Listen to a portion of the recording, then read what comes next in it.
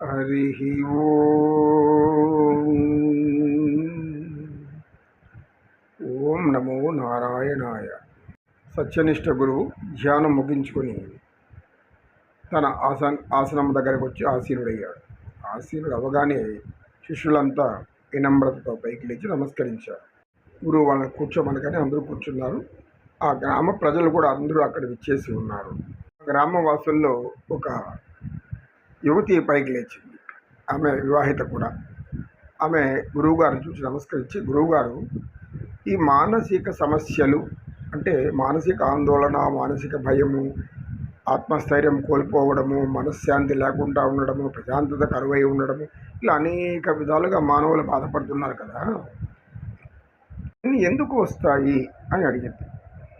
సత్యనిష్ఠుడు చిరునవ్వు నవ్వి, అమ్మ, నీకు తెలుసుకోవాలనే ఆతృత ఉంది కనుక దాని గురించి యోగశాస్త్రం ఏం చెబుతుందో కొద్దిగా గ్రహించండి. కొత్త వృత్తుల వరకు మనం వెళ్ళామంటే వంటి మీకు అందరికీ ఇదివరకే చెప్పాను. పంచ జ్ఞానేంద్రియాలు, మనసు, అహము, బుద్ధి, వీటిని అంతఃకరణ చతుష్టయం అని కూడా మనం చెప్పుకున్నాం.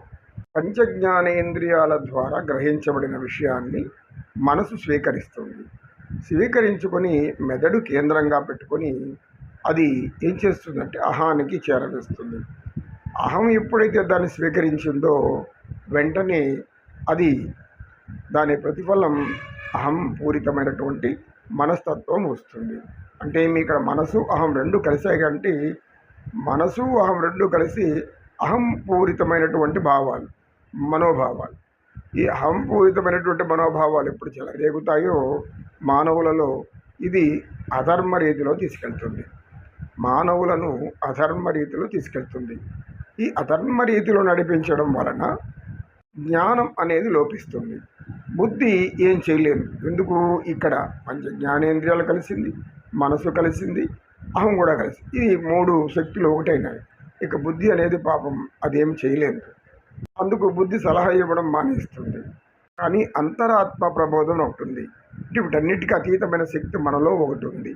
దాన్ని చైతన్య శక్తి అని మనం చెప్పుకున్నాం. చైతన్యము అంటే వేరే కాదు, ఆత్మస్వరూపము, ఆత్మ అంటారు. అంటే జీవము, మనలో చైతన్యం కలిగిస్తున్నటువంటి, మాట్లాడిస్తున్నటువంటి, నడుస్తూ చేతుల కర్మేంద్రియాలు ఇవన్నీ పనిచేస్తూ మన కార్యక్రమాలన్నీ మన దగ్గర చేయించేది ఎవరు అంటే ఆత్మ.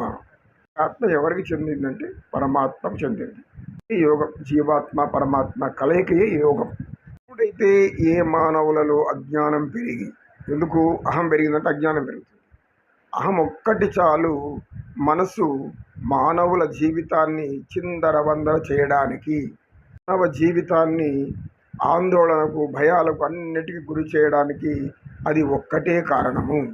ఎందుకంటే ముందు చేసేవాళ్ళు అహం పెంచుకున్నప్పుడు చేయరాని పనులను చేసేస్తారు, అనేక దుష్కర్మలు చేస్తారు. దుష్కర్మలు అంటే అర్థమేమి? ధర్మ విరుద్ధమైన కర్మలు, శాస్త్ర విరుద్ధమైన కర్మలు, వేద విరుద్ధమైన కర్మలు, అంటే మొత్తానికి చెప్పాలంటే జ్ఞాన విరుద్ధమైనటువంటి కర్మలు. అంటే వీటిని ఏమంటాము? అధర్మ కర్మలు అంటాం. ఈ అధర్మ కర్మలు ఎప్పుడైతే ఏ మానవులలో, ఎవరిలో పెరుగుతూ ఉంటుందో ఇవన్నీ కూడా కాలగమనం అనేది భగవంతుడి స్వరూపం. కాలము అంటాం. కాలుడు అంటే మనకు తెలుసుకున్న ఇదివరకు, కాలుడు అంటే యముడు. ఆయన ధర్మం అనేది నిరంతరం ఆయన ఆచరిస్తున్నటువంటి వాడు కనుక అతని అంశమున పుట్టినటువంటి ధర్మరాజు కూడా నిరంతరం ధర్మాన్ని ఆచరిస్తాడు. అటువంటి వారికి ఎందుకు ఇన్ని కష్టాలు వచ్చినాయంటే ధర్మరాజుకి జూదం అనే వ్యసనం ఒకటి ఉంది కనుక ఆయన ఏమి చేయలేకపోయాడు. ఒక నియమం పెట్టుకొని విపర్యవృత్తి అంటారు. విపర్యవృత్తి అంటే విపర్యో మిథ్యాజ్ఞాన మతద్రూప ప్రతిష్టం.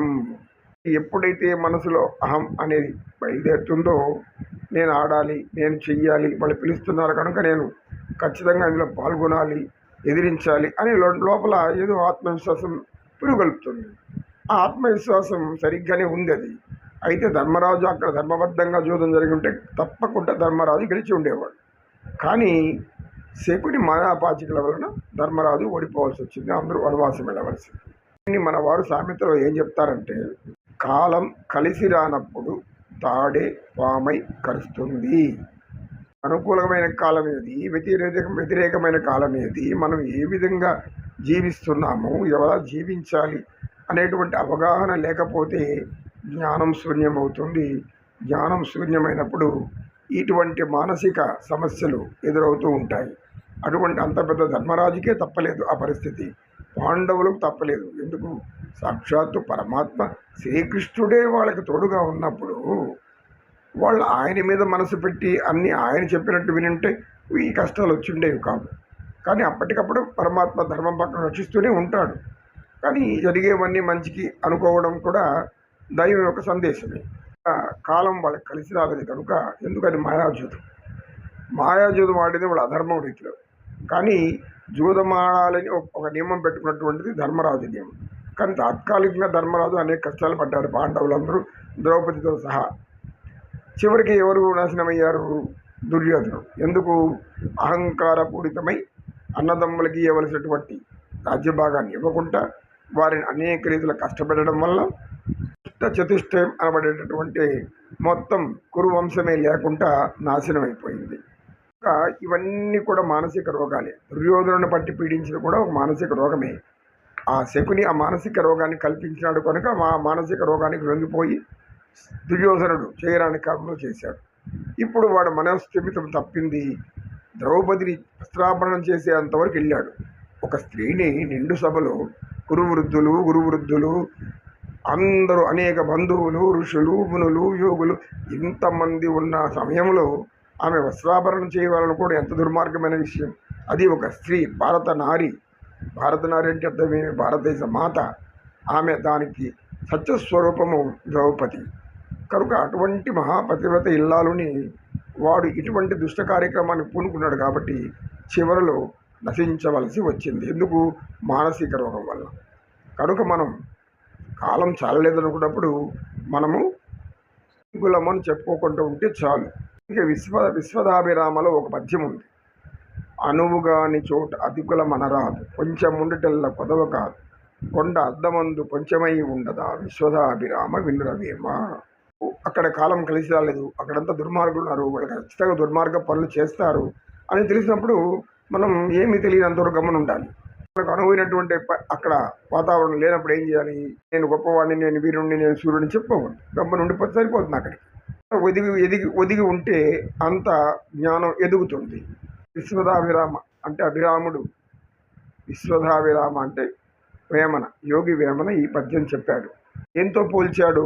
నువ్వు అర్థంలో చూసి దూరంగా ఉండే కొండ అంతే కనపడుతుంది, కానీ కొండ ఎంత పెద్దది అది గర్వపడలేదు. అర్థంలో చూసినప్పుడు చిన్నదిగానే కనపడింది. అలా ఉండాలి. అలా ఉన్నప్పుడు ఈ మానసిక సమస్యలు రావు. కోరి మానసిక సమస్యల్లో దూరి తెచ్చుకొని బాధపడి అవస్థపడేదానికి మూల కారణం మన అధర్మమైనటువంటి పద్ధతులు, ధర్మ విరుద్ధమైనటువంటి కర్మలు, కార్యక్రమములు. సత్యనిష్ఠుడు ఆ స్త్రీకి తెలియజేయడంతో ఆమె నమస్కరించి కూర్చుంది. ఓం సర్వే భవంతు సుఖినః, సర్వే సంతు నిరామయాః, సర్వే భద్రాణి పశ్యంతు, మా కశ్చిద్ దుఃఖభాగ్ భవేత్. ఓం శాంతి శాంతి శాంతి.